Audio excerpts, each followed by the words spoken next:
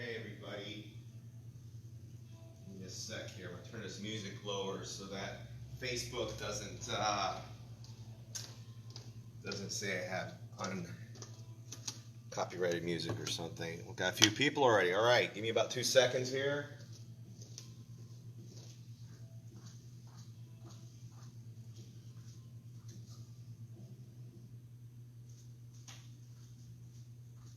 Okay.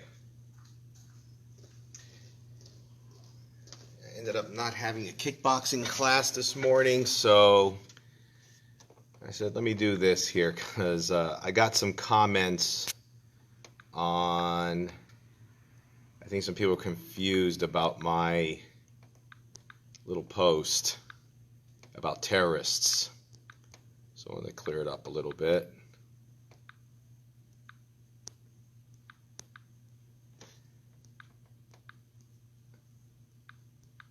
All right, so good morning. Hey, Miss Olvera, Maria.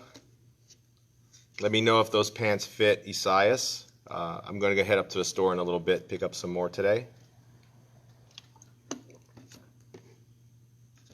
See Doris, welcome Doris. Okay, so I'll get to it. Looks like Angel's here. Hey, Angel. So I'll just get right to it now. I'll post this later on YouTube also. I can rip my Facebook videos and send them out there. Okay, so yesterday we had it wasn't a situation. It was over in like 2 minutes. But, you know, one thing about being a business owner, or working in family businesses, because I've been working since I was 12 years old. Like my mom had a dog grooming business, and that was like my first job. Good morning. So I kind of understand. I can understand like the entrepreneurial mind, and I also understand like what's good, what's not good for any business. It doesn't matter if it's a martial arts school, kickboxing, MMA, driving school, whatever it is. There's a commonality there, and it's about your client base and what is your culture of your business. What is the culture of your atmosphere? And I like to think that the House of Warriors has a culture of acceptance and that open-mindedness. You may not always agree with me, and that's fine. We don't have to agree with each other. Hey, Miss Rodriguez. Miss Teixeira, welcome. You don't have to always agree with me, but it's like someone said, it is that facility, and that's their philosophy. So when I would go to, when I used to work out at gyms before I just, have my own equipment, there was one here in Homestead. We're talking long ago, Images, which was a gym from way back in the mid-'90s. Early 90s, and they had a different mindset and atmosphere than other gyms, but that was their gym. If you went to Gold's Gym, it was a totally different atmosphere too, and you went with that. So that aside, when someone messages me, especially if it's an adult looking for training for themselves, parents are a little different. Like most of your parents with kids, I do kind of feel people out in the first couple minutes of talking to them or feeling. It's just I've been in that industry for too long. I've also been in security fields and stuff like that. So I know how to talk to people, and I listen for certain things. And I'd say about 99% of the people who talk to me are usually good people, and they're going to be a good fit for me in one way or another, okay, in the studio. I usually do think that 99% of the time. Okay, but there's that 1%, and it usually happens when you talk to an adult who's looking for adult training. Not that all adults, just, that just seems to be the more commonality of it. So when an adult contacts me, and one, they're really into coming here, or they really want to I say, okay, cool, we'll get you started, and I explain how the process works. And I even say, hey, it's refundable. If you don't like me, I'll give you your money on the trial back. Keep the gloves, keep the uniform, whatever you paid for. You get to keep that. I don't need it back. And when they say one or two things, the first is when they say they have zero social media, that's already a red flag for me, because I find it hard, because even my parents in their 70s have social media, and my dad's fairly active on it. So I don't I find that kind of odd, when it's someone who's my age or a little younger said I have zero social media. I said, okay, just wanted to know how you heard about us. If you Googled us, that's fine. I'm just trying to see where my marketing is going. It's just for research. Don't get sensitive about it. So that's one red flag. And when they mentioned their laundry list of looking for a serious school, because I train seriously, and they named these martial arts. Now, it happened to be Korean martial arts, which I'm very familiar. My background was Tang Soo Do. I still talk to, there's a Taekwondo Olympic coach in Miami I talk to, Master Kim. And I know Hosi Pak. If you know the movie Best of the Best, the first one. Yeah, Daikyu Chang. He did the ridge hand on the bricks. He did all the calligraphy for me in the studio.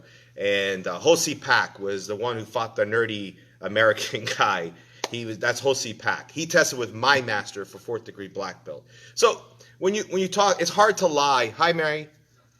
Miss you in kickboxing. Hope you're doing well. So if you lie, it's very hard to lie in the martial arts or this industry, because we can kind of find things out. And there's another video of how I was able to do that with another person, because it's very hard to lie. It's a small community. We know who to talk to. It's easy to check people's stats and all that. So that aside, I set her appointment, whatever. Now, I did tell her we have 2 different adult programs. If you want to do self-defense, you can do that. If you want to do kickboxing, you can do that. If you want to do both, you can do both. You could pay for one trial and try out both. To see where you fit in. Some people, like Jessica's on the call, are more of my fitness and kickboxing. They're not interested in they hit pads, they'll spar lightly, but they won't get into the whole, getting hit in the head a lot stuff, right? So that's that kind of memory. Then you have students who maybe not so much into the fitness, hardcore. They want a little fitness, but they really want to get into getting into the whole mechanics of body movement, how to manipulate joints, all that. And there's people who do both. Okay, so that's a small, if you put 2 circles, this is fitness kickboxing, this is personal protection, then you have that circle, and it kind of comes where they kind of mesh. There's a little bit there. So this woman does come in, and I greet her, and I say, great to see you.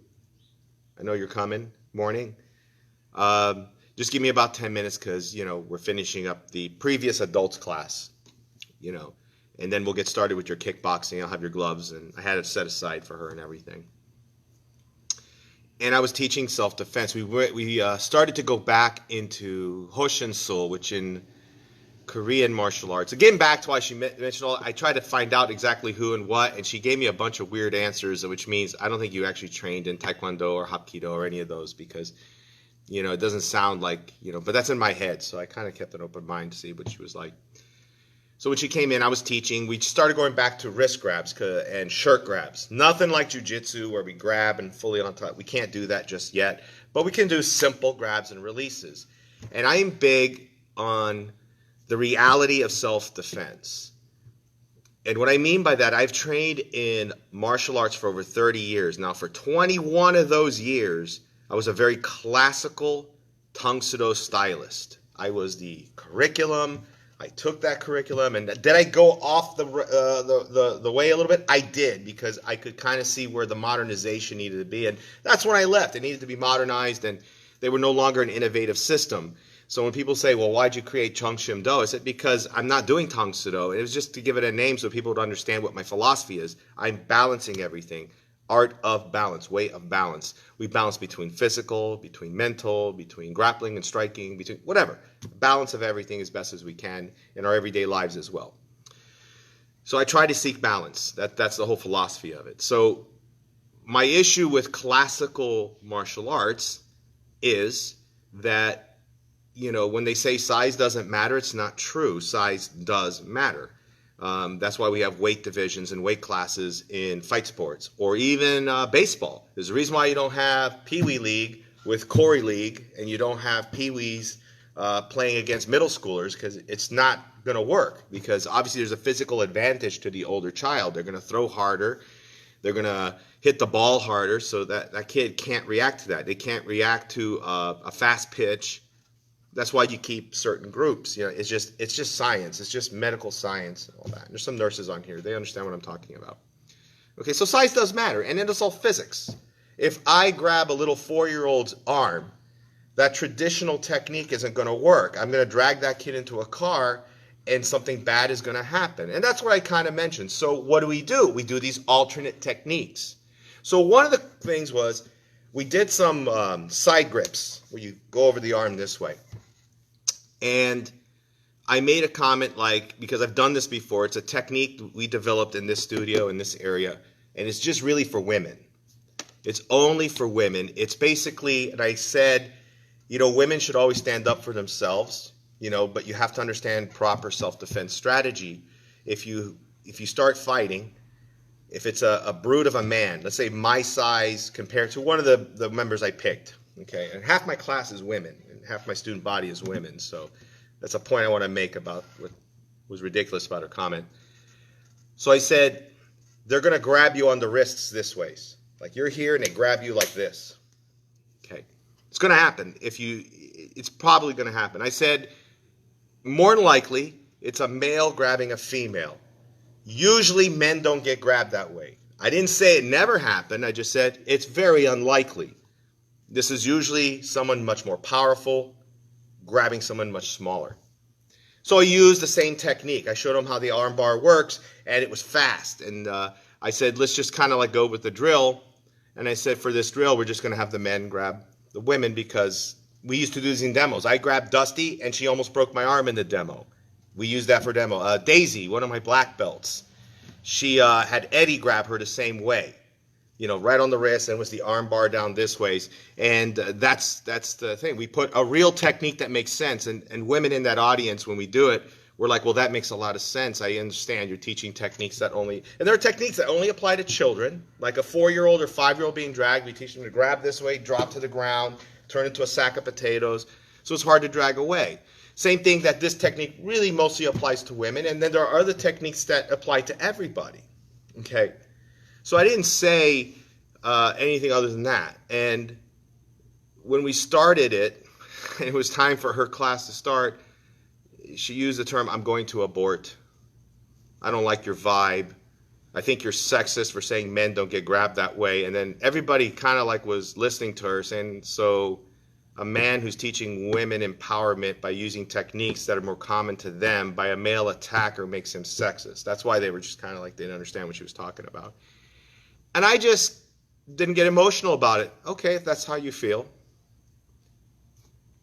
You know, it's not my job to explain myself. It's my job. Exactly, right? It's not my job to explain me. It's my job to show you what I do. If you don't agree with it, if you don't agree with the vibe, if you don't like the vibe, by all means, I'll give you your money back. It's not an issue. So he says, I just don't like your vibe. I said, okay. I don't think you're right. I think you're a sexist. And I'm like, yikes, right? I said, okay. So she leaves. And we just go to kickboxing like nothing happened. I get a text message right away. And it was like, I don't like your vibe. Same stuff. Repeat. Just send my money as fast as you can. And I just sent, you know what, I'm not going to deal with this. So I just sent an emoji like this. Just to kind of, because I have people who want me on the mat. We were packed in kickboxing last night. So her spot ended up being given up, and someone needed the spot because I said, well, you know, if you're not, you can come in, and it worked out anyway. So her spot was given to someone else. And then as soon as that text message, I get a phone call, and I told Eddie, you're going to have to take this. And Eddie was like hearing the same thing again, and he said, okay, that's our promise. You want your money back, you'll get it. And she kept saying, I don't like your vibe. And she says, that's fine, man. We're not everyone's flavor of water. If you don't like what we do or you don't agree with it, we understand that. That's what a trial is for. It's a shame you didn't actually go on the mat, but if that's how you feel, we're happy to give you your money back. Have a nice day. And and that was it. And the impression is this. I don't think she disagreed completely with what I said. Thank you, Joe. I think she wanted me to cave in and wanted me to just kind of say, oh, I'm sorry, you know, whatever. And I'm not going to do that because I didn't do anything wrong or say anything wrong.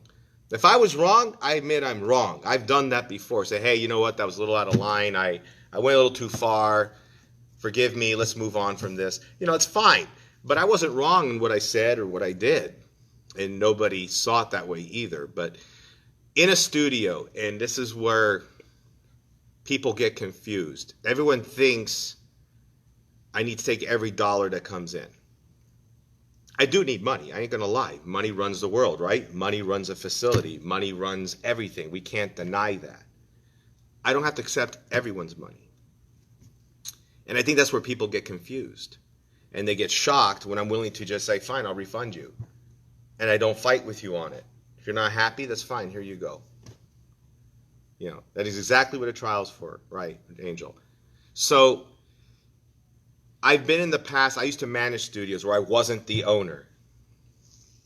And the instructor was good, but he was always broke because he took everyone's money. And he mismanages money, whatever, I can get into that in another video. But he would always let things slide because he was afraid to lose whatever we charged a month back then, or someone coming in. And these people that come in with that attitude, when they're allowed to stay and you engage with them, it just leads to negativity. It leads to a classroom disappearing. Like I've worked a class in that studio, for example, where I had we had a studio, if you know where Don's Bait and Tackle is, that was my old studio I ran after Hurricane Andrew. And our mat, I don't think was even the size of our lobby. It was super small. Yeah, exactly. I'm about that positivity. That's right.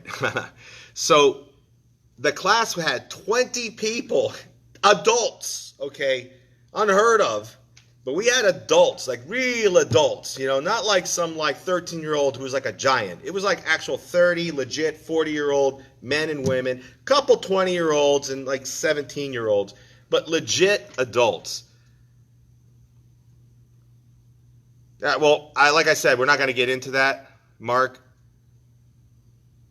just, money, whatever. But you don't agree, that's fine. I'm not going to get into a political debate about that. So he would just let these people stay. And then that class of 20 went to 14, to 13, to 12, to 10, to 9, to 1. And then I was teaching like that one person who caused everybody to leave. And then eventually she had to be kicked out because it wasn't working. And I kind of made a comment, we could have kicked her out after the first 2 left. And then we would have still had like 12 others. Now you kept her one tuition, but we lost like 19 other tuitions, which made no sense. So when I opened my own school, I was very quick to nip it in the bud and kick people out, and to just like, hey, it's not a fit for you, you need to go. And the reason I'm doing this video, because after that happened, someone I follow online recently had to do the same thing with a guy who was beating up his fellow students. And so I was like, I see why he did this video, and I'm like, okay, Mark, that's fine. Like I said, I'm not getting into discussions of geopolitical stuff, okay? That he had to do that, so that's why I'm prompted to do this video, because it's important for you all to know that, yes, it's a living for me. This is how I make my living. This is how I live. This is how I pay my bills. This is how Eddie and Dusty make a living, and hopefully we have enough for a new employee as we grow. But it's about their living. But living doesn't mean just money. Living means quality of life. If I enjoy coming to work and I enjoy coming here, then it's going to be great. If I dread coming to where I work, it's just a job. And when it's just a job, that's where people go to die. It's just the truth. And I've had martial art programs where they were just going by. I wasn't happy for whatever was going on in my life, and it became because I had certain employees I wouldn't fire, and there were certain students I wouldn't fire, and they were running the show, and then they were allowing certain people to come in, and then it just became a nightmare. And I remember the only time I almost lost that one studio because I allowed it to happen too long, and I said, screw it, it's my job. It's my house. You don't agree. You're fired. You're fired. You're fired. You all get out. And again, I called a whole program out, and I got a lot of trash talk from those people, and they were trying to talk trash all over Homestead about me. And I was just like, I don't care. I'm going to be me. And it kept growing. And then we're here now, right? So it's the same thing. I don't put anything against other martial arts schools trying to make a living. But when we had thought about let's open up the doors and do a like maybe have people come in and have their kids do their online school here, it was a thought. It's I wasn't against it, but I look out the like what am I? And there were a few people interested, not enough to make it financially feasible for me. So that was one. Financially, it doesn't make sense. Two, a lot of headache, it looks like. And someone made a comment, you know, Master Dave, it's my neighbor, and she said, you're doing really good, hi, Mr. Rodriguez, at being just you. Your place is filling up because you're just doing what you do well, which is being a martial artist and a motivator, and you teach people fitness. I think just stick with that. And that was true. The reason we're growing is I'm not stemming away from what I am or who I am. You know, I may alter what I do a little bit for time. I may change scheduling to accommodate people because we have to in these days. I may have to require pre-registration. That's fine. Yeah, she was there. You were there, right, Jen? She was like, if her name wasn't Karen, I don't want to give away her name, but her middle name must be Karen because of the way it was. But, you know, I don't change who I am. I just change the way things operate to make it easier and more effective.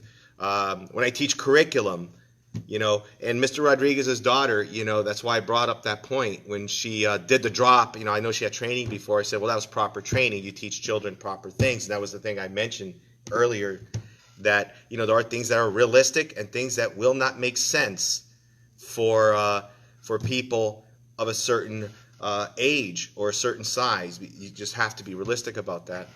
And that's all, you know, and she didn't accept that. I guess she was looking for a fight, and she didn't get it with me. And believe me, I can fight verbally or I can fight physically, whatever. But it wasn't what I was into that day. I had people who needed me, and that kickboxing class was full, and she didn't take it.